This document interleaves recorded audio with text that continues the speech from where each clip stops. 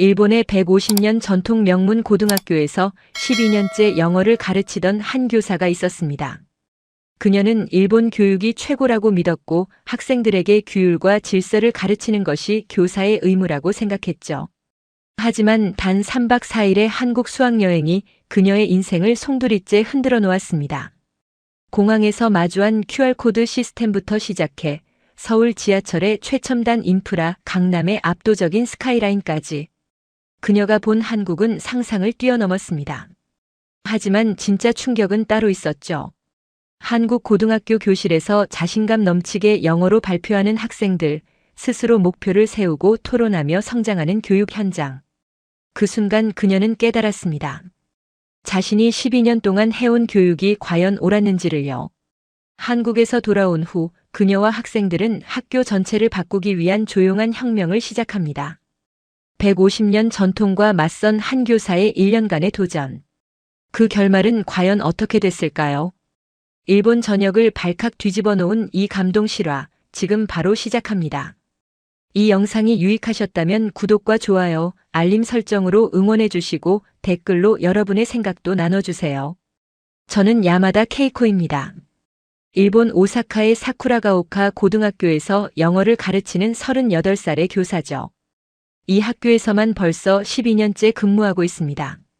오늘 밤 저는 침대에 누워 천장만 바라보고 있습니다. 내일이면 학생들과 함께 한국으로 수학여행을 떠나야 하는데 도무지 잠이 오질 않습니다. 150년 전통의 우리 학교 역사상 처음으로 한국을 수학여행지로 선택했거든요. 그 결정이 내린 지난 3개월 동안 교무실은 말 그대로 전쟁터였습니다. 교무회의 때마다 선배 교사들의 목소리가 커졌던 기억이 생생합니다. 한국은 교육적 가치가 없다는 의견, 학생들의 안전을 장담할 수 없다는 우려, 전통적으로 유럽이나 교토를 다녀왔는데 왜 굳이 한국이냐는 반발이 쏟아졌죠. 저는 그 한가운데서 회의록을 정리하며 점점 더 자신감을 잃어갔습니다. 사실 저 역시 한국에 대해 아는 게 거의 없었습니다. K-팝을 좋아하는 학생들이 많다는 것, 김치와 불고기가 유명하다는 것, 그 정도였죠. 그런데도 제가 이 여행을 찬성한 이유는 단순했습니다. 요즘 학생들이 관심을 보이는 곳이니까 그들의 흥미를 교육과 연결시킬 수 있지 않을까 하는 막연한 기대감 때문이었죠. 하지만 출발을 하루 앞둔 지금 그 결정이 옳았는지 확신이 서질 않습니다. 오늘 오후 마지막 사전 모임에서 학생들의 반응을 보고 더욱 불안해졌거든요. 교실에 모인 35명의 학생들은 겉으로는 들떠 보였지만 그 눈빛 속에는 냉소가 깔려 있었습니다. 앞줄에 앉은 타카하시가 손을 들고 물었습니다. 선생님, 왜 하필 한국인가요? 유럽은 안 되나요? 그 말에 여러 학생들이 고개를 끄덕였죠.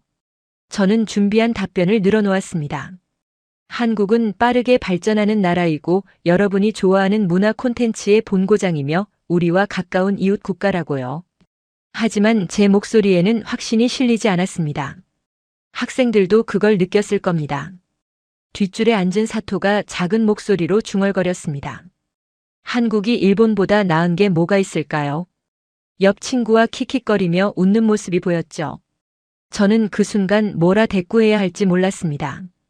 솔직히 저도 같은 생각을 하고 있었으니까요. 수학여행 계획서를 다시 펼쳐봅니다. 첫째 날은 서울 시내 관광, 둘째 날은 현지 고등학교 교류, 셋째 날은 문화체험. 3박 4일의 짧은 일정이지만 학생들에게 의미 있는 경험이 될 수 있을까요? 옆방에서는 담임인 스즈키 선생님이 짐을 싸는 소리가 들립니다. 그는 이번 여행에 적극 찬성했던 몇 안 되는 교사 중 한 명이죠. 새로운 시도를 해봐야 한다고, 학생들의 시야를 넓혀줘야 한다고 주장했습니다. 하지만 저는 여전히 확신이 서지 않습니다. 창밖을 보니 벚꽃이 지고 있습니다. 4월의 마지막 주, 일본에서는 신학기가 시작된 지 한 달이 지났죠. 학생들은 새 학년에 적응하느라 바쁜 시기입니다. 이런 때 굳이 한국으로 떠나야 하는지, 차라리 국내에서 안전하게 여행하는 게 낫지 않았을지 후회가 밀려옵니다. 핸드폰에는 학부모들의 문자가 계속 쌓이고 있습니다. 한국 음식이 맵지 않은지, 안전은 괜찮은지, 자유시간에 학생들이 길을 잃으면 어쩌는지. 걱정과 불안으로 가득한 메시지들이죠. 저는 하나하나 정성껏 답변하지만 사실 저 자신도 똑같이 불안합니다. 옷장에서 여행 가방을 꺼냅니다. 12년 교직 생활 중 수학여행 인솔은 이번이 4번째입니다. 하지만 이번처럼 불안했던 적은 없었죠. 교토나 나라로 갈 때는 이렇지 않았습니다. 익숙한 곳, 안전한 곳, 예측 가능한 곳이었으니까요. 시계를 보니 벌써 새벽 1시입니다. 집합 시간은 아침 6시, 이제 5시간도 남지 않았네요. 억지로라도 눈을 감아야 하는데 머릿속은 온통 걱정으로 가득합니다. 학생들이 실망하면 어쩌죠? 한국이 기대에 못 미치면 어쩌죠? 사고라도 나면 어쩌죠? 돌아와서 학부모들과 동료 교사들에게 뭐라고 설명해야 할까요? 이런 생각들이 꼬리에 꼬리를 물고 이어집니다. 결국 한숨을 쉬며 침대에서 일어났습니다. 부엌으로 가서 따뜻한 우유를 한 잔 마시면서 창밖의 어둠을 바라봅니다. 저 멀리 한국에서는 지금쯤 우리를 맞을 준비를 하고 있겠죠. 하지만 솔직히 고백하자면 저는 이번 여행이 그저 무사히 끝나기만을 바라고 있습니다. 특별한 감동이나 변화 같은 건 기대하지 않습니다. 그냥 아무 사고 없이 학생들이 크게 실망하지 않고 3박 4일이 빨리 지나가기를 바랄 뿐이죠. 38해를 살면서 저는 변화를 좋아하는 사람이 아니라는 걸 깨달았습니다. 안정적이고 예측 가능한 삶을 선호하죠. 그런 제가 왜 이 여행에 찬성했는지 지금 생각하면 참 아이러니합니다. 다시 침대로 돌아왔습니다. 눈을 감고 억지로 숨을 고르려 하지만 가슴 한편의 불안감은 사라지지 않습니다. 내일이면 모든 게 시작되겠죠. 150년 전통의 사쿠라가오카 고등학교 역사에 새로운 장을 여는 순간이 될 겁니다. 하지만 저는 아직도 확신이 없습니다. 이 여행이 정말 옳은 선택이었을까요? 아침 6시 간사이 국제공항 로비는 이미 북적이고 있습니다. 저는 커피를 한 잔 들고 학생들을 기다리는데 어젯밤 거의 잠을 못 잔 탓에 눈꺼풀이 무겁습니다. 하나둘씩 모여드는 학생들의 표정은 여전히 시큰둥합니다. 타카하시는 이어폰을 귀에 꽂은 채 스마트폰만 들여다보고 사토는 친구들과 웃으며 일본 과자를 나눠 먹고 있죠. 한국에 대한 기대감 같은 건 전혀 보이지 않습니다. 스즈키 선생님이 출석을 부릅니다. 35명 전원이 제 시간에 도착했네요. 그는 밝은 목소리로 학생들에게 말합니다. 자, 이제 새로운 세계로 떠나볼까요? 하지만 학생들의 반응은 미지근합니다. 비행기 탑승을 기다리는 동안 몇몇 학생들이 종이 지도를 펼쳐놓고 서울 시내를 살펴봅니다. 요즘 아이들이 종이 지도를 본다는 게 신기하긴 하지만 그 모습이 왠지 답답하게 느껴집니다. 스마트폰으로 검색하면 더 빠를 텐데 말이죠. 2시간의 비행 끝에 인천국제공항에 도착했습니다. 비행기 문이 열리고 입국장으로 향하는데 저는 이미 긴장하기 시작합니다. 언어도 통하지 않는 낯선 나라, 과연 모든 게 순조로울까요? 그런데 입국 심사대 앞에서 첫 번째 충격을 받았습니다. 자동 출입국 심사 시스템이 쭉 늘어서 있고 사람들이 여권과 지문만으로 순식간에 통과하고 있었습니다. 저희는 일반 심사대로 가야 했지만 그 광경만으로도 놀라웠죠. 수화물을 찾는 곳에서도 마찬가지였습니다. 화면에 실시간으로 수화물 도착 상황이 표시되고 학생들의 가방 하나하나가 정확한 순서대로 나왔습니다. 일본 공항에서도 비슷한 시스템이 있긴 하지만 여기는 뭔가 더 세련되고 빨랐습니다. 공항 출구로 나오자 가이드 선생님이 기다리고 있었습니다. 30대 초반으로 보이는 김민준 씨는 유창한 일본어로 우리를 반겼습니다. 환영합니다. 사쿠라가오카 고등학교 여러분. 저는 앞으로 3일 동안 여러분의 가이드를 맡은 김민준입니다. 학생들은 그의 완벽한 일본어에 놀란 표정을 지었습니다. 저도 마찬가지였죠. 한국 사람이 일본어를 이렇게 자연스럽게 구사할 수 있다니 예상 밖이었습니다. 버스로 이동하는 동안 김민준 씨가 태블릿을 꺼내 일정을 설명했습니다. 모든 자료가 디지털로 정리되어 있었고 실시간으로 교통 상황을 체크하며 경로를 조정한다고 했죠. 저희는 종이로 인쇄한 일정표를 나눠 들고 있었는데 갑자기 시대에 뒤떨어진 느낌이 들었습니다. 서울 시내로 들어서자 창밖 풍경이 달라지기 시작했습니다. 높은 빌딩들 사이로 현대적인 도로가 펼쳐지고 깨끗하게 정비된 거리가 보였죠. 학생들도 하나둘씩 창밖을 바라보기 시작했습니다. 첫 번째 목적지는 명동이었습니다. 버스에서 내리자마자 엄청난 인파가 눈에 들어왔습니다. 하지만 혼잡한데도 질서정연했고 무엇보다 거리가 깨끗했죠. 일본도 깨끗하다고 자부하지만 여기는 차원이 달랐습니다. 김민준 씨가 우리를 한 건물 앞으로 안내했습니다. 점심 식사를 할 식당이었는데 입구에서 QR코드를 스캔하라고 했습니다. 학생들은 당황했고 저도 어찌할 바를 몰랐죠. 그는 웃으며 설명했습니다. 한국에서는 대부분의 식당이 QR코드로 메뉴를 확인하고 주문할 수 있습니다. 코로나 이후로 더 일반화됐죠. 저희는 종이 메뉴판을 받는 게 당연하다고 생각했는데 여기서는 그게 구식이었습니다. 식사를 마치고 명동 거리를 걸었습니다. 학생들은 화장품 가게와 옷가게를 구경하느라 바빴는데 저는 다른 것에 눈길이 갔습니다. 무인 편의점, 키오스크로만 주문하는 카페, 스마트폰으로 결제하는 노점상까지 모든 게 디지털화되어 있었습니다. 한 무인 편의점 앞에서 발걸음을 멈췄습니다. 입구에서 QR코드를 찍고 원하는 물건을 집어넣으면 자동으로 결제된다고 적혀 있었죠. 학생 몇몇이 신기해하며 안으로 들어갔습니다. 사토가 저를 불렀습니다. 선생님, 일본에는 이런 게 없잖아요. 왜 없는 거예요? 저는 대답하지 못했습니다. 사실 저도 같은 질문을 하고 있었으니까요. 오후에는 남산타워로 향했습니다. 케이블카를 타고 올라가는 동안 서울 전경이 한눈에 들어왔습니다. 고층 빌딩들이 빼곡하게 들어서 있고 넓은 강이 도시를 가로지르고 있었죠.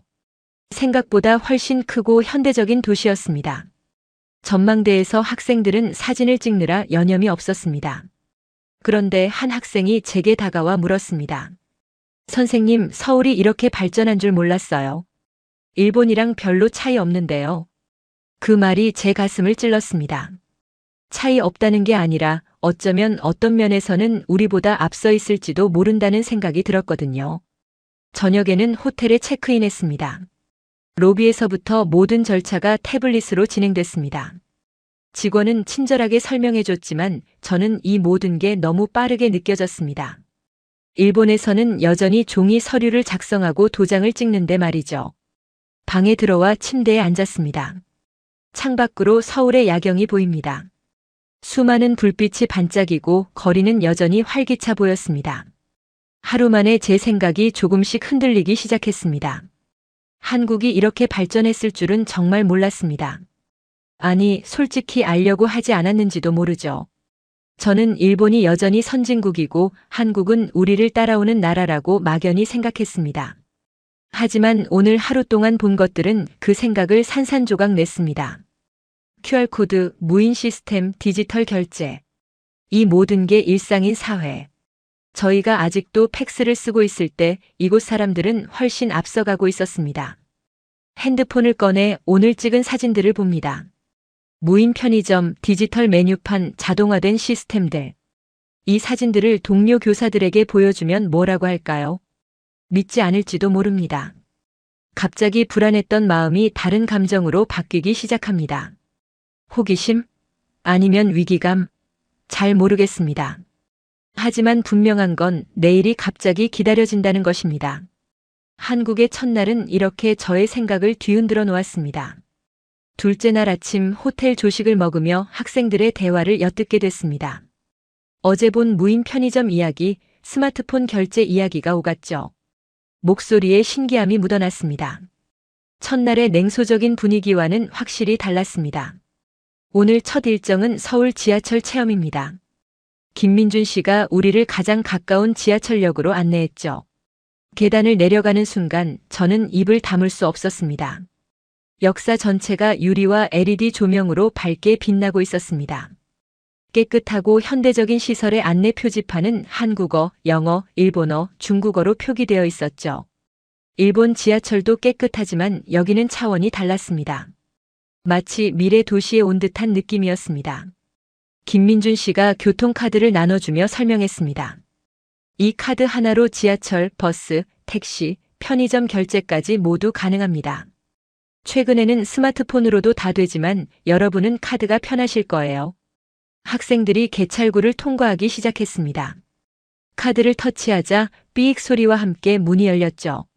타카하시가 감탄했습니다. 일본보다 빠르네요. 저도 같은 생각이었습니다. 플랫폼에서 기다리는 동안 벽면의 스크린 도어가 인상적이었습니다. 일본에서는 아직 일부 역에만 설치되어 있는데 여기서는 모든 역에 설치되어 있다고 했죠. 안전을 위한 투자를 아끼지 않는 모습이 부러웠습니다. 전철이 도착했습니다.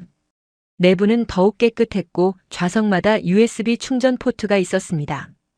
일본 전철에서는 상상도 못할 일이죠. 학생들은 신기해하며 자기 핸드폰을 꽂아봤습니다. 창밖으로 서울 시내가 빠르게 지나갑니다.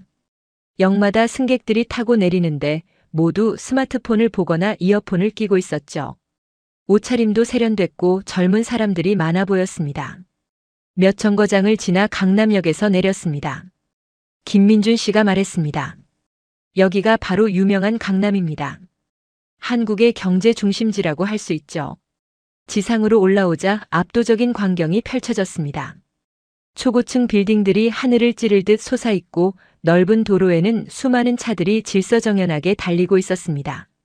인도는 깨끗했고 곳곳에 최신형 전광판이 설치되어 있었죠.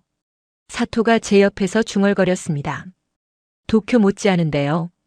아니, 어떤 면에서는 더 나은 것 같아요. 저는 그 말에 뭐라 반박하고 싶었지만 입을 다물 수밖에 없었습니다. 사실이니까요. 점심시간 한 음식점에 들어갔습니다. 입구에 태블릿이 놓여 있었고 직접 메뉴를 선택해서 주문하는 시스템이었죠. 학생들은 처음에는 당황했지만 곧 재미있어하며 음식을 골랐습니다. 주문한 음식이 나오자 학생들의 눈이 커졌습니다. 비빔밥, 불고기, 김치찌개. 양도 푸짐하고 맛도 좋았죠. 몇몇 학생들은 맵다고 했지만 대부분 맛있게 먹었습니다. 식사 중에 한 학생이 물었습니다. 선생님, 한국은 물가가 어때요? 일본보다 비싼가요? 김민준 씨가 대신 답했습니다. 외식비는 일본과 비슷하거나 조금 저렴한 편입니다. 특히 배달 문화가 발달해서 집에서 다양한 음식을 저렴하게 즐길 수 있어요. 배달 문화라는 말에 학생들이 관심을 보였습니다. 김민준 씨는 핸드폰을 꺼내 배달 앱을 보여줬죠. 화면에는 수백 개의 음식점이 나열되어 있었고 실시간으로 배달 상황을 추적할 수 있었습니다. 이런 앱이 10년 전부터 대중화됐습니다. 요즘은 음식뿐만 아니라 일상용품, 심지어 꽃까지 배달돼요. 그의 설명에 학생들은 입을 다물지 못했습니다.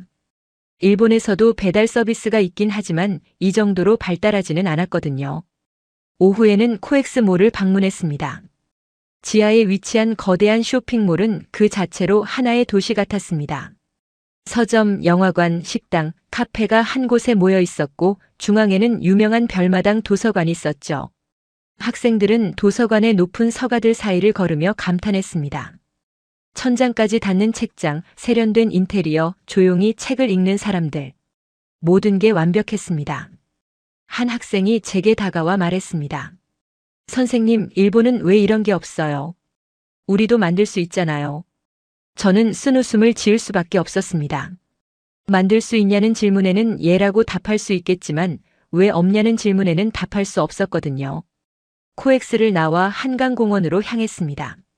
저녁 시간이 다가오자 노을이 강물을 붉게 물들이고 있었죠. 자전거를 타는 사람들, 치킨을 먹으며 담소를 나누는 친구들, 강아지를 산책시키는 가족들. 평화로운 풍경이었습니다. 김민준 씨가 설명했습니다. 한국 사람들은 한강을 정말 사랑합니다. 퇴근 후나 주말에 이렇게 나와서 시간을 보내죠. 강변에는 자전거 도로가 40km 이상 이어져 있어요. 학생들은 강변을 따라 걸으며 서울의 야경을 감상했습니다. 강 건너편의 빌딩들에 불이 켜지기 시작하고 다리 위에 조명이 반짝였죠. 아름다웠습니다. 일본에도 아름다운 야경이 많지만 여기는 또 다른 매력이 있었습니다. 저녁 식사는 한강 근처의 삼겹살집에서 했습니다. 학생들은 처음 먹어보는 쌈 문화에 신기해했고 고기를 직접 구워 먹는 재미를 느꼈죠. 식사 내내 웃음소리가 끊이지 않았습니다. 호텔로 돌아오는 버스 안에서 학생들의 대화를 들었습니다. 한국 정말 괜찮은데요. 생각보다 훨씬 발전했어요. 다시 오고 싶어요. 첫날의 냉소는 온데간데 없었습니다. 저도 마찬가지였습니다. 이틀 동안 본 것들이 제 안의 편견을 하나씩 무너뜨리고 있었죠. 한국은 제가 생각했던 것보다 훨씬 앞서 있었습니다. 디지털 시스템, 효율적인 대중교통, 발달한 배달 문화, 세련된 도시 인프라. 방에 돌아와 침대에 누웠습니다. 오늘 하루가 너무나 길고 충격적이었습니다. 제 안의 자존심이 조금씩 깨져나가는 느낌이었죠. 일본이 최고라고, 우리가 아시아에서 가장 발전했다고 믿었던 저의 생각이 잘못됐다는 걸 인정해야 했습니다. 창밖을 보니 서울의 밤이 여전히 밝게 빛나고 있습니다. 저 불빛 하나하나가 제게 묻는 것 같았습니다. 일본은 지금 어디에 있나요? 우리는 정말 앞서가고 있나요? 대답할 수 없었습니다. 어쩌면 저희가 제자리에 머물러 있는 동안 다른 나라들은 계속 달려가고 있었는지도 모릅니다.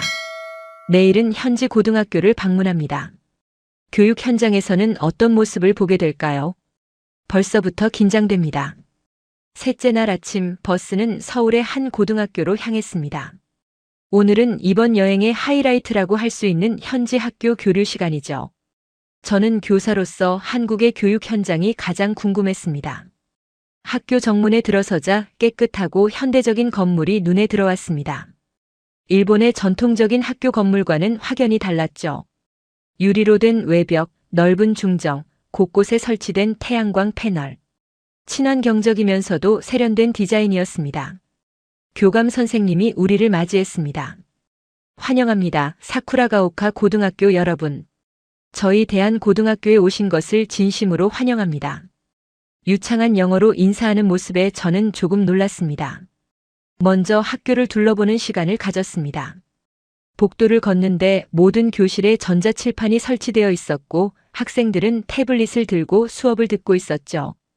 일본에서는 아직 일부 학교에만 도입된 시스템인데 여기서는 이미 일상이었습니다.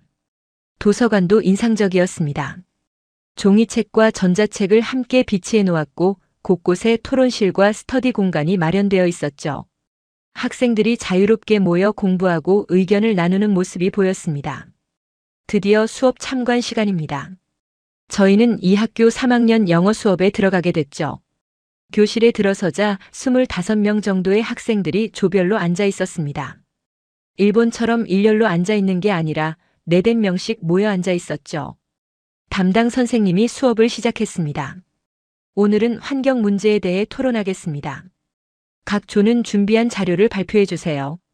학생들은 태블릿을 켜고 자기들이 만든 프레젠테이션을 전자칠판에 띄우기 시작했습니다. 첫 번째 조가 발표를 시작했습니다. 한 여학생이 앞으로 나왔는데 유창한 영어로 기후변화에 대해 설명했죠. 발음도 정확했고 자신감 넘치는 태도였습니다. 그래프와 통계를 활용해 논리적으로 주장을 펼쳤습니다. 우리 학생들이 숨을 죽이며 지켜봤습니다. 타카하시가 작은 목소리로 중얼거렸습니다. 우리보다 훨씬 잘하네요.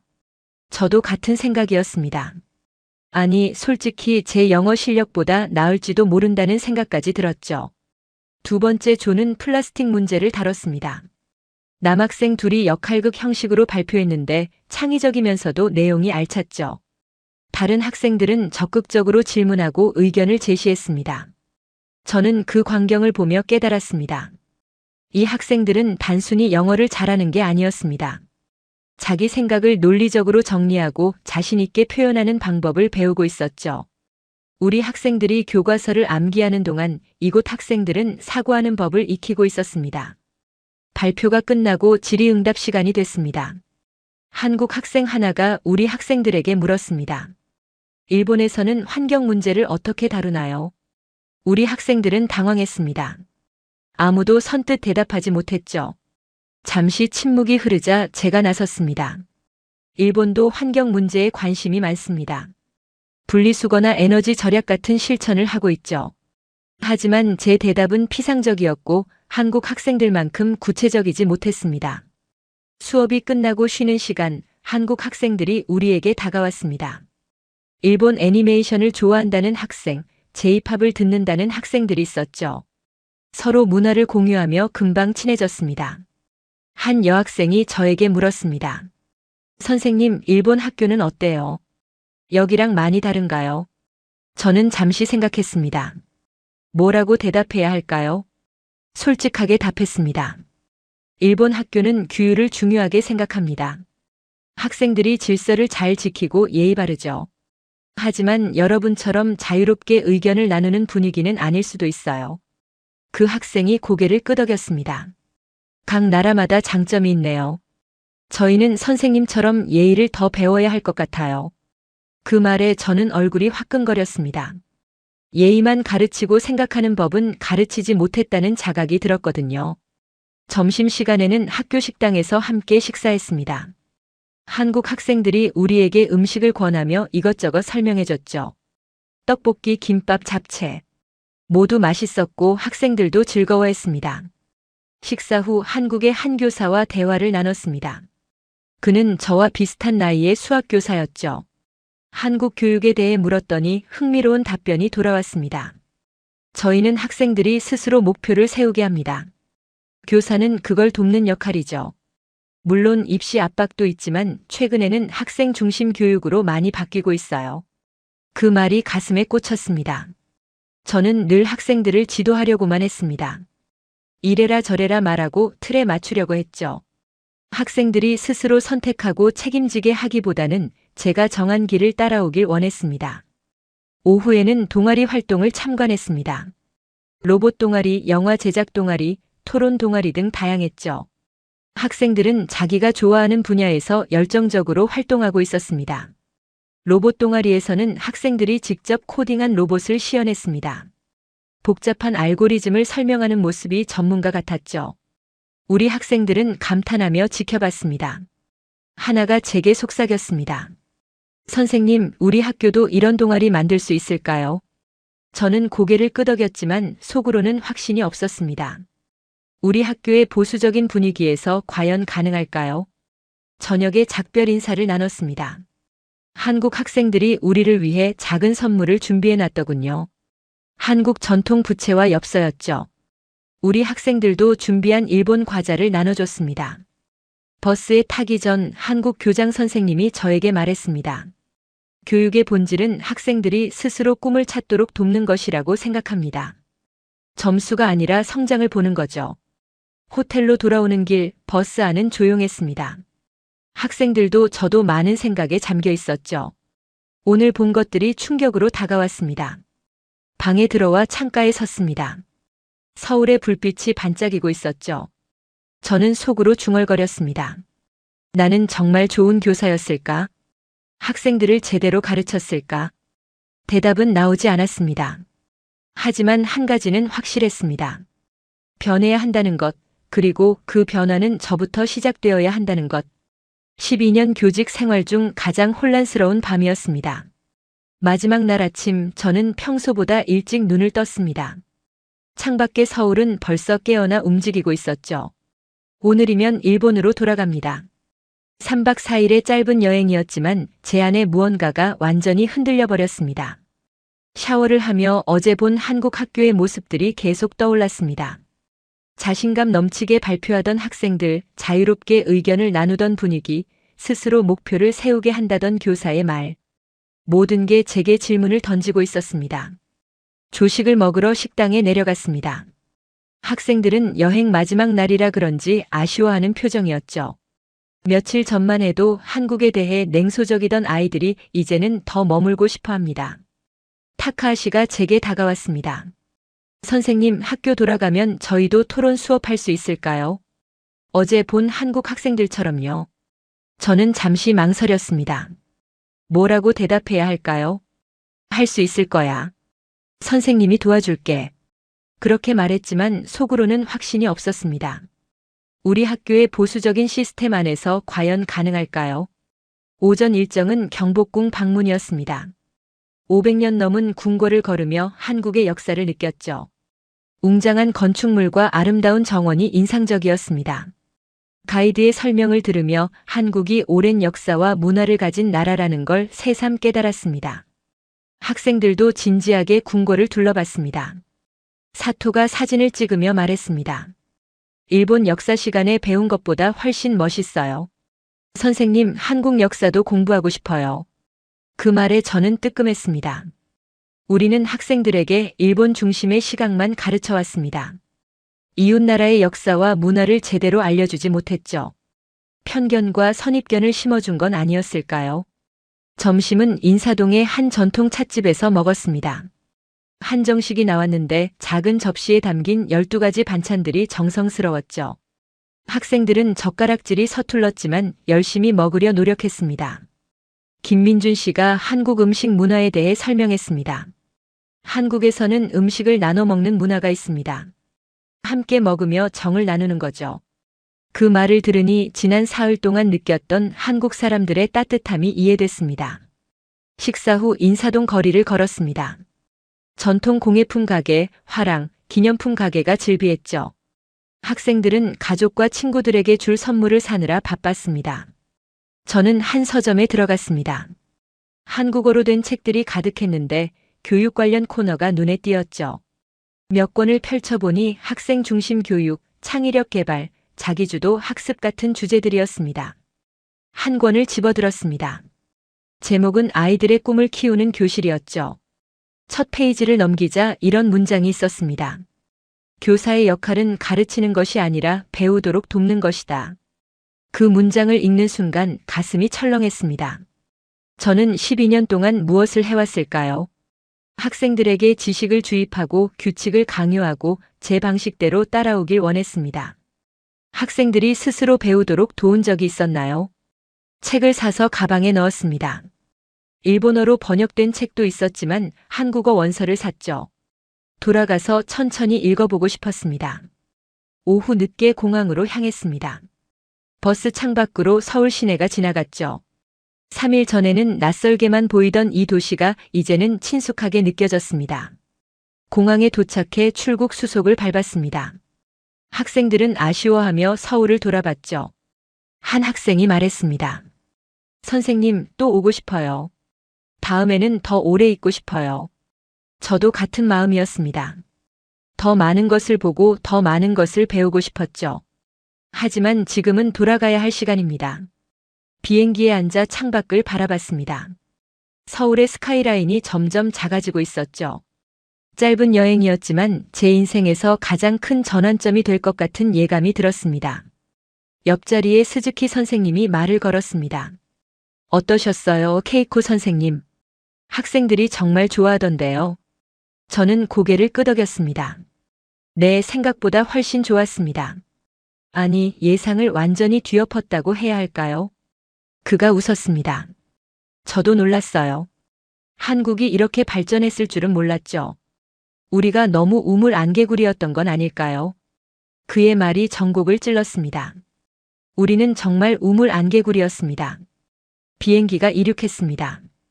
구름 위로 올라가자 창밖이 하얗게 변했죠.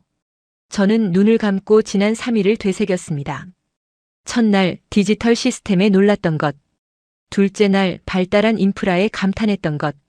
셋째 날 교육 현장에서 받은 충격. 그리고 오늘 제 안에 무언가가 완전히 바뀌었다는 깨달음. 가방에서 산 책을 꺼냈습니다. 표지를 쓰다듬으며 생각했습니다. 돌아가면 무엇부터 시작해야 할까요? 학생들에게 어떻게 다가가야 할까요?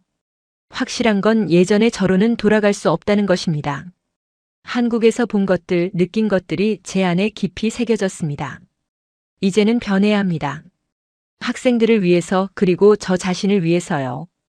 비행기 안에서 메모를 시작했습니다. 돌아가서 시도해보고 싶은 것들을 적었죠.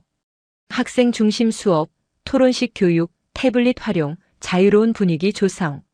하나하나 적다 보니 할 일이 산더미 같았습니다. 하지만 두렵지 않았습니다. 아니, 두려웠지만 도전하고 싶었습니다.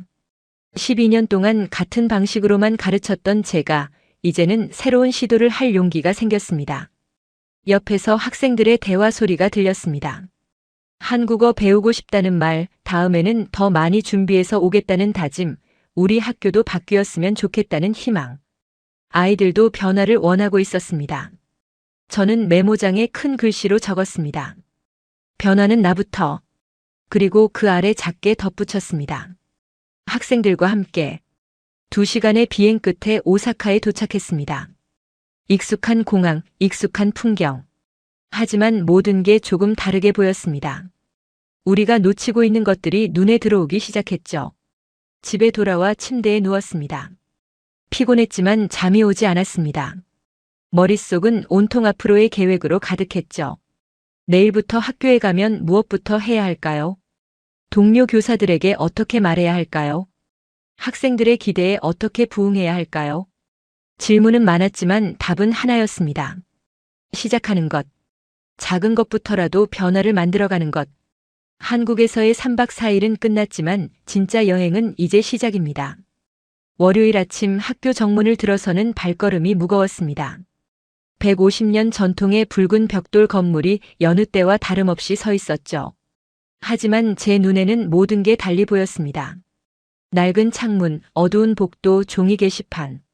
일주일 전만 해도 당연했던 것들이 이제는 개선해야 할 대상으로 느껴졌습니다. 교무실에 들어서자 동료 교사들이 반겼습니다. 어떠셨어요, 케이코 선생님? 학생들 사고는 없었죠.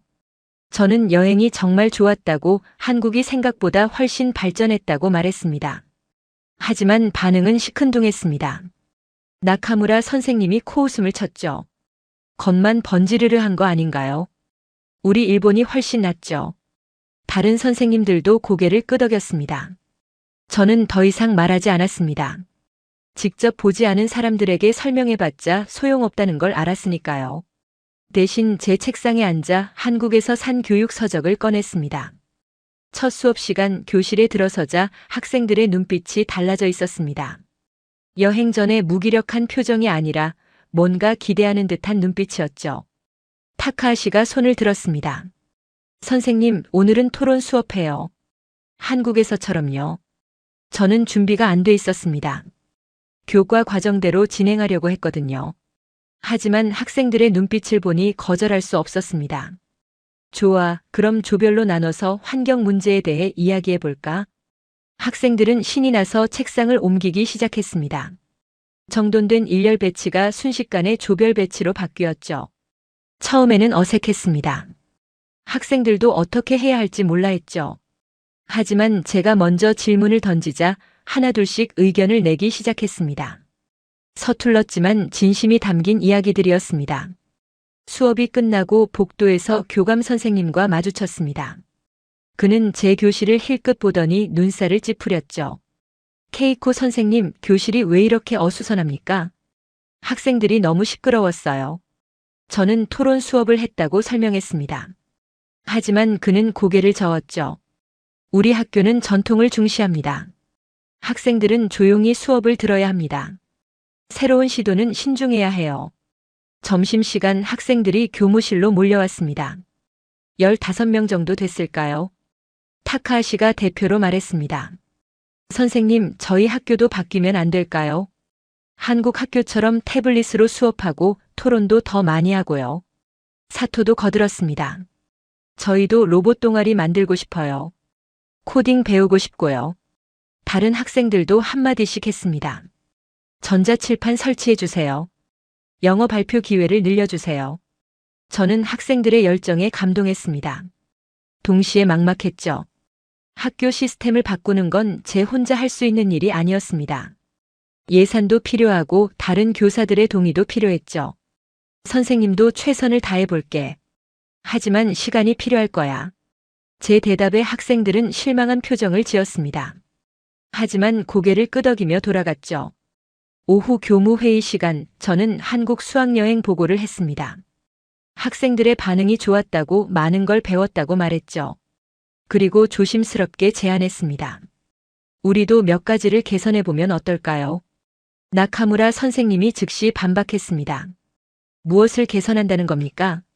우리 학교는 150년 동안 이 방식으로 해왔습니다. 갑자기 바꿀 필요가 없죠.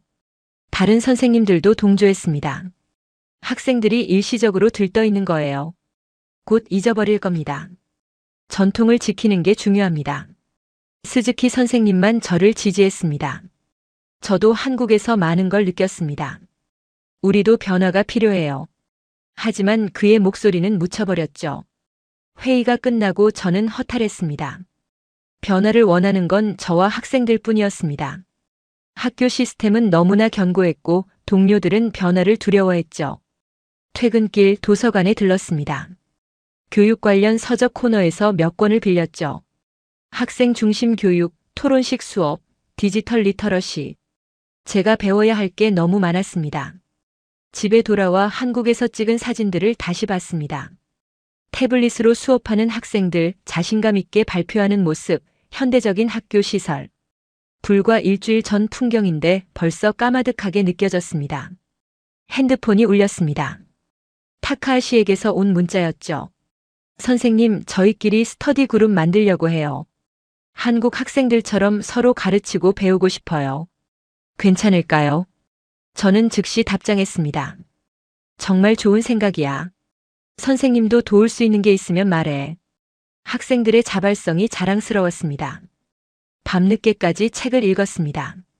한국에서 산 책의 한 구절이 눈에 들어왔죠. 변화는 한 사람에서 시작되지만 완성은 모두가 함께 해야 한다. 그 말이 맞았습니다. 저 혼자서는 학교를 바꿀 수 없습니다. 하지만 학생들이 함께 한다면, 그리고 조금씩 동료들을 설득한다면 가능할지도 모릅니다. 다음 날 저는 스즈키 선생님과 점심을 먹었습니다. 둘이서라도 작은 변화를 만들어 보자고 제안했죠. 그는 흔쾌히 동의했습니다. 방과 후 자율학습 시간을 활용해 토론 수업을 시작하기로 했습니다. 학생들에게 공지하자 30명이 신청했습니다. 예상보다 많았죠. 첫 모임은 금요일 방과 후로 정했습니다. 교무실로 돌아오는 길 교감 선생님과 다시 마주쳤습니다. 그는 제게 경고했죠. 케이코 선생님, 학생들을 너무 자극하지 마세요. 조용히 공부하게 두는 게 좋습니다. 저는 정중하게 답했습니다. 학생들이 스스로 원하는 겁니다. 교사로서 그 열정을 막을 수는 없죠. 그는 못마땅한 표정으로 돌아갔습니다. 금요일 오후 드디어 첫 토론 모임이 열렸습니다. 30명의 학생들이 빈 교실에 모였죠. 조별로 나눠 앉았고 저와 스즈키 선생님이 진행을 맡았습니다. 주제는 학교 교육 개선 방안이었습니다. 학생들은 처음에는 어색해했지만 점점 활발하게 의견을 내기 시작했습니다. 전자칠판 설치, 동아리 활동 확대, 자유로운 복장 규정, 학생 자치회 권한 강화. 1시간 반 동안 쉬지 않고 이야기가 이어졌습니다. 학생들의 눈빛이 빛났고 목소리에는 확신이 담겨 있었죠. 이 아이들이 정말 변하고 있었습니다. 모임이 끝나고 학생들이 하나씩 교실을 나갔습니다. 마지막으로 남은 타카하시가 말했습니다. 선생님 고맙습니다. 처음으로 제 의견이 중요하다고 느꼈어요. 그 말에 저는 울컥했습니다. 12년 동안 교사를 하면서 이런 말을 들은 적이 없었습니다. 학생들이 정말 원하는 게 무엇인지 이제야 알 것 같았습니다. 집으로 돌아가는 길 하늘을 올려다봤습니다. 별이 반짝이고 있었죠. 변화는 시작됐습니다. 아직 학교 전체를 바꾸지는 못했지만 작은 씨앗을 심었습니다. 그 씨앗이 언젠가 큰 나무로 자라날 거라고 저는 믿고 싶었습니다. 2달이 흘렀습니다. 방과 후 토론 모임은 매주 금요일마다 계속됐고 참여 학생 수는 50명까지 늘어났죠. 다른 학년 학생들까지 관심을 보이기 시작했습니다. 교실 풍경도 조금씩 바뀌었습니다. 제 영어 수업 시간에는 이제 일렬 배치가 아닌 조별 배치가 기본이 됐죠. 학생들은 서로 가르치고 배우며 실력을 키워나갔습니다. 어느 날 아침 타카하시가 제게 노트북을 보여줬습니다. 자기들끼리 만든 스터디 그룹 웹사이트였죠. 각 과목별로 학생들이 질문을 올리고 서로 답변해주는 시스템이었습니다. 선생님, 저희끼리 공부하니까 더 잘 이해돼요. 친구가 설명하면 선생님이 가르칠 때보다 쉽게 와닿거든요. 그의 말에 저는 약간 서운했지만 동시에 자랑스러웠습니다. 학생들이 자립적으로 성장하고 있었으니까요. 사토는 코딩을 독학하기 시작했습니다. 한국에서 본 로봇 동아리가 인상 깊었다며 유튜브 강의를 보고 있다고 했죠. 한 달 만에 간단한 앱을 만들어서 보여줬을 때는 정말 놀랐습니다. 하지만 학교 분위기는 여전히 냉랭했습니다. 오히려 학생들의 변화를 못마땅해 하는 교사들이 늘어났죠. 교무실에서 제 뒷담화가 들렸습니다. 케이코 선생님 때문에 학생들이 버릇 없어졌어. 요즘 애들 수업 시간에 질문만 하고 말대꾸도 하더라. 나카무라 선생님의 목소리였습니다. 질문하는 게 나쁜 건가요? 학생들이 적극적으로 참여하는 건데. 스즈키 선생님이 제 편을 들어줬지만 다른 교사들은 고개를 저었죠. 월요일 조회 시간 교장 선생님이 특별 훈화 말씀을 하셨습니다. 최근 일부 학생들이 학교 규율을 벗어나는 행동을 하고 있습니다. 우리 학교는 전통과 질서를 중시하는 곳입니다. 학생 여러분은 이를 명심하시기 바랍니다. 학생들 사이에서 웅성거림이 들렸습니다. 누구나 알 수 있었죠. 그 말이 누구를 겨냥한 것인지. 토론 모임에 참여하는 학생들을 향한 경고였습니다. 그날 점심시간 학생회장인 야마모토가 저를 찾아왔습니다. 선생님, 저희가 뭘 잘못한 건가요? 공부 열심히 하고 서로 돕고 토론하는 게 나쁜 건가요? 저는 대답하기 어려웠습니다. 학생들은 아무 잘못도 하지 않았습니다. 오히려 모범적이었죠. 하지만 학교 입장에서는 기존 질서를 흔드는 존재였습니다. 너희는 잘못한 게 없어. 선생님이 해결할게. 하지만 속으로는 확신이 없었습니다. 어떻게 해결해야 할지 막막했거든요. 수요일 오후 긴급 교무회의가 소집됐습니다. 안건은 하나 방과 후 자율학습 통제였습니다. 교감 선생님이 말했습니다. 학생들의 자율학습이 도를 넘고 있습니다. 교사의 감독 없이 모이는 건 위험합니다. 저와 스즈키 선생님이 함께 진행하고 있다고 설명했습니다. 하지만 교감 선생님은 고개를 저었죠. 그래도 문제입니다. 학생들이 너무 자유분방해졌어요. 통제가 필요합니다.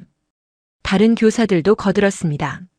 최근 학생들이 수업 중 질문이 너무 많다는 의견, 조별 활동으로 교실이 시끄럽다는 불만, 전통적인 수업 방식을 고수해야 한다는 주장.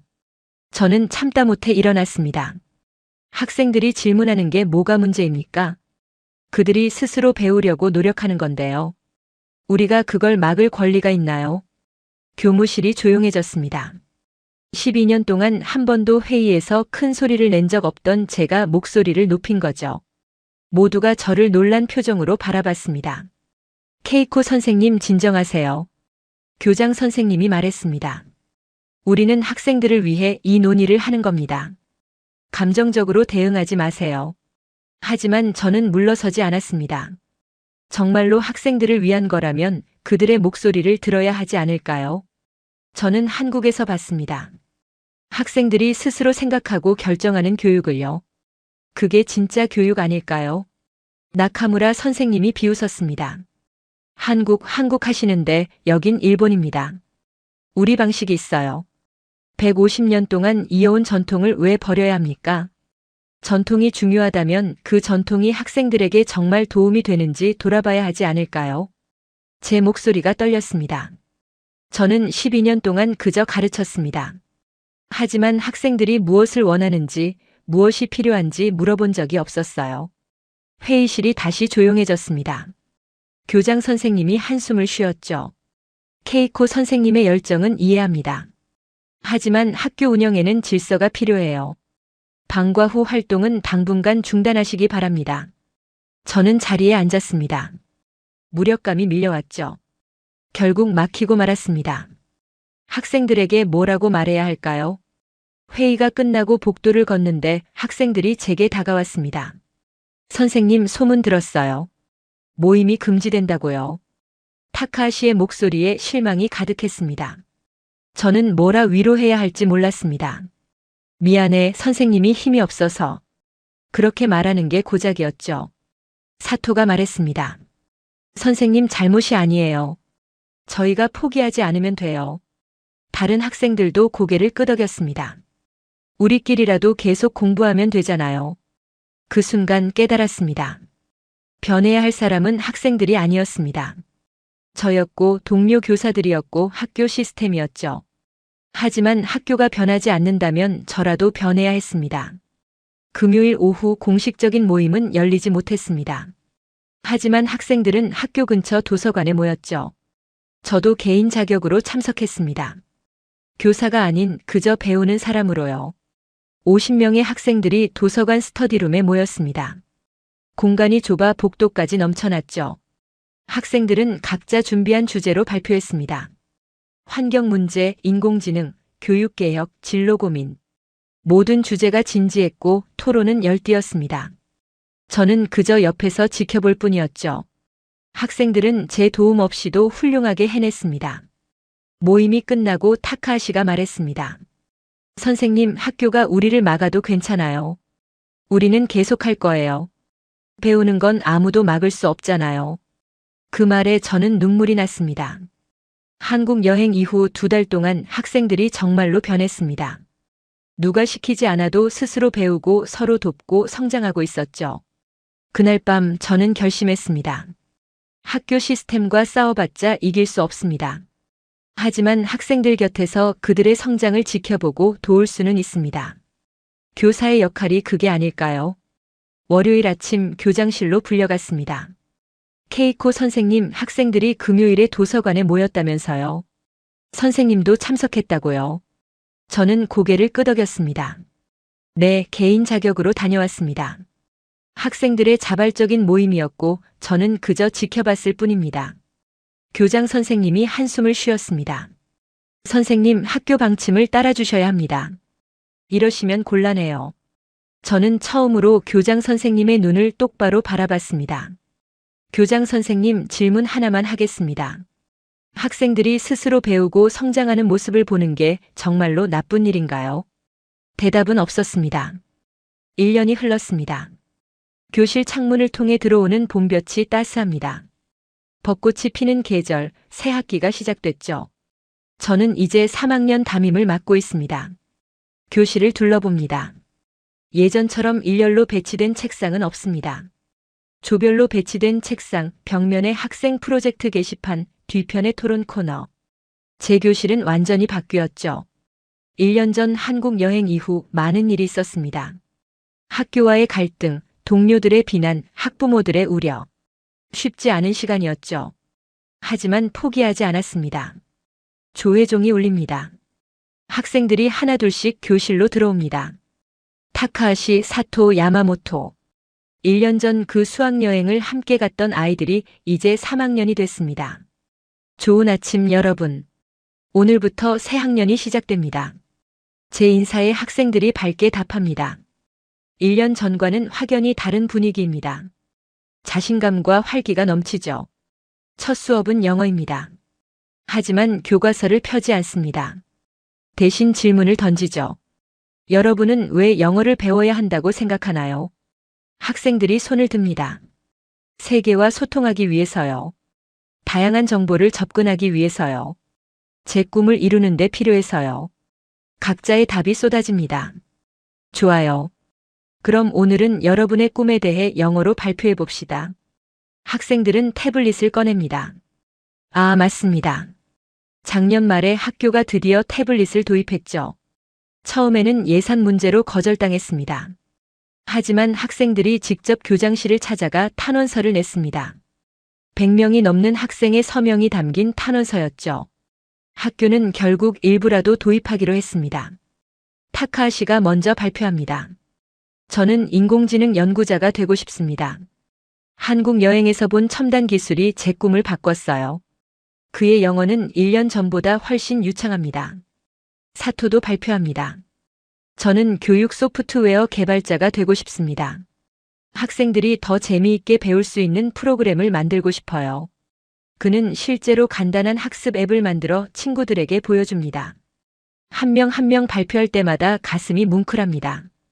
1년 전만 해도 이 아이들은 수동적이었습니다. 시키는 대로만 하고 꿈도 막연했죠. 하지만 지금은 다릅니다. 명확한 목표가 있고 그것을 이루기 위해 스스로 노력합니다. 쉬는 시간 복도에서 스즈키 선생님을 만났습니다. 그는 웃으며 말합니다. 케이코 선생님 수고 많으셨어요. 1년 전만 해도 어떻게 될 줄 알았는데 결국 해내셨네요. 저는 고개를 저었습니다. 제가 한 게 아니에요. 학생들이 스스로 해낸 거죠. 저는 그저 옆에서 응원했을 뿐입니다.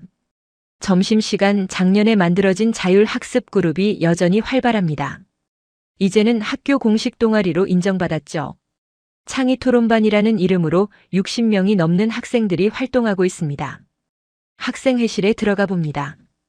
야마모토가 학생회 임원들과 회의 중이었죠. 다음 달 문화제 준비를 하고 있다고 합니다.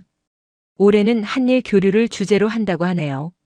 한국 학교와 온라인으로 연결해서 함께 프로젝트를 하고 싶어요. 야마모토의 제안에 저는 놀랐습니다. 학생들의 시야가 이렇게 넓어졌다니요. 좋은 생각이야. 선생님이 한국 학교에 연락해 볼게.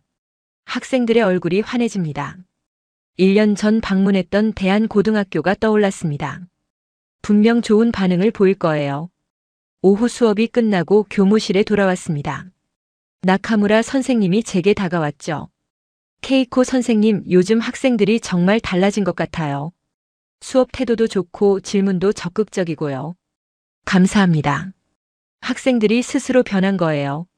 제 대답에 그는 고개를 끄덕였습니다. 1년 전만 해도 저를 비난하던 그가 이제는 인정하고 있었습니다. 사실 저도 수업 방식을 조금 바꿔봤어요. 조별 활동을 해봤는데 생각보다 괜찮더라고요. 그의 고백에 저는 웃었습니다. 변화는 이렇게 천천히 퍼져나가는 거죠. 퇴근 후 한강 사진을 꺼내봅니다. 1년 전 서울에서 찍은 사진들입니다. 밤하늘을 수놓은 빌딩 불빛, 자전거를 타는 사람들, 행복한 표정의 학생들. 그때의 감동이 아직도 생생합니다. 집에 도착해 서재로 갑니다. 책장에는 한국에서 사온 교육 서적들이 꽂혀 있죠. 이제는 한국어를 조금 읽을 수 있습니다. 지난 1년 동안 혼자 공부했거든요. 새로 산 책도 있습니다. 학생 중심 교육의 실제, 토론식 수업 가이드, 디지털 리터러시 교육. 배울 게 아직도 산더미입니다. 하지만 즐겁습니다. 저도 학생들과 함께 성장하고 있으니까요. 핸드폰이 울렸습니다. 타카하시에게서 온 메시지입니다. 선생님, 내일 발표 준비 다 했어요. 한국어로 인사말도 준비했어요. 감사합니다, 선생님. 저는 미소 지으며 답장합니다. 선생님이 고마워. 너희가 열심히 해줘서. 내일 발표 기대할게. 창밖을 봅니다. 저녁 하늘에 별이 하나둘씩 떠오르고 있습니다.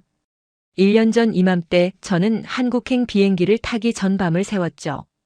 불안과 걱정으로 가득했습니다. 하지만 그 여행이 제 인생을 바꿨습니다. 교사로서의 제 정체성을, 교육에 대한 제 철학을 완전히 뒤바꿔 놓았죠. 학생들도 마찬가지입니다. 3박 4일의 짧은 여행이 평생의 전환점이 됐습니다. 이제 저는 더 이상 지도하는 교사가 아닙니다. 함께 배우는 동반자입니다. 학생들에게 길을 알려주는 게 아니라 그들이 스스로 길을 찾도록 옆에서 격려합니다. 가끔 여전히 어렵습니다. 학교 시스템과 부딪힐 때, 동료들의 이해를 구할 때, 학부모들을 설득할 때 쉽지 않은 순간들이 있죠. 하지만 포기하지 않습니다. 왜냐하면 학생들의 눈빛을 보기 때문입니다. 스스로 배우는 즐거움을 아는 그 눈빛, 미래에 대한 희망으로 반짝이는 그 눈빛. 그것만으로 충분합니다. 내일은 학부모 간담회가 있습니다. 제 교육 철학을 설명하고 학생들의 변화를 보여줄 예정이죠. 모든 학부모가 이해해주지는 않을 겁니다. 하지만 진심을 다해 설명하겠습니다. 책상 서랍에서 수첩을 꺼냅니다. 1년 전 한국에서 적었던 메모들입니다. 변화는 나부터. 학생들과 함께. 포기하지 말 것. 그때의 다짐들이 생생합니다. 새 페이지를 펼칩니다. 그리고 적습니다. 1년이 지났습니다. 앞으로 10년, 20년을 더 갈 겁니다. 학생들이 꿈을 이루는 그날까지. 제가 진정한 교사가 되는 그날까지. 시계를 봅니다. 벌써 밤 11시입니다. 내일을 위해 잠을 청해야겠습니다. 침대에 누워 눈을 감습니다. 1년 전 서울의 밤하늘이 떠오릅니다. 그리고 깨닫습니다. 한국 여행은 끝났지만 진짜 여행은 지금도 계속되고 있다는 것을. 교육의 본질을 찾아가는 여행, 학생들과 함께 성장하는 여행. 그 여행은 평생 계속될 것입니다. 저는 야마다 케이코입니다. 39살의 교사입니다. 일본 오사카의 사쿠라가오카 고등학교에서 영어를 가르치고 있죠. 하지만 이제는 다른 교사입니다. 가르치는 사람이 아닌 함께 배우는 사람. 지도하는 사람이 아닌 응원하는 사람. 정답을 주는 사람이 아닌 질문을 던지는 사람. 한국 여행이 제게 가르쳐 준 것은 단순히 선진 시스템이나 교육 방법이 아니었습니다. 진짜 배운 것은 용기였습니다. 변화를 받아들이는 용기, 실패를 두려워하지 않는 용기, 학생들을 믿는 용기. 그 용기 덕분에 저는 지금 여기 있습니다. 그리고 앞으로도 계속 나아갈 것입니다. 학생들과 함께 한 걸음씩. 창밖의 별이 더 밝게 빛나는 것 같습니다. 내일도 좋은 하루가 될 거예요. 3박 4일의 짧은 한국 여행이 한 일본 교사의 삶을 완전히 바꿔놓았습니다. 150년 전통의 벽을 넘어 학생 중심 교육이라는 새로운 길을 개척한 야마다 케이코 선생님. 그녀의 용기 있는 도전은 학교 전체를 변화시켰고 60명이 넘는 학생들에게 꿈을 찾아주었습니다. 이 이야기가 우리에게 알려주는 것은 명확합니다. 한국의 교육 혁신과 디지털 인프라, 학생 중심의 교육 철학이 이미 세계적 수준에 도달했다는 것이죠.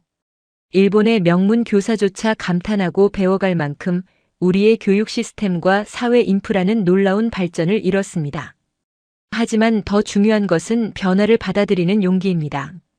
야마다 선생님처럼 편견을 깨고 새로운 시도를 두려워하지 않는 자세, 그것이 진정한 교육의 시작이 아닐까요? 한국이 보여준 것은 단순한 기술이 아니라 미래를 향한 과감한 도전 정신이었습니다. 오늘 이야기가 감동적이셨다면 구독과 좋아요로 응원해 주시고 알림 설정을 눌러 다음 영상도 놓치지 마세요. 댓글로 여러분의 경험과 생각도 들려주시면 감사하겠습니다. 함께 성장하는 그날까지 계속 좋은 이야기로 찾아뵙겠습니다. 찾아뵙겠습니다. 찾아뵙겠습니다. 찾아뵙겠습니다. 찾아뵙겠습니다. 찾아뵙겠습니다. 찾아뵙겠습니다.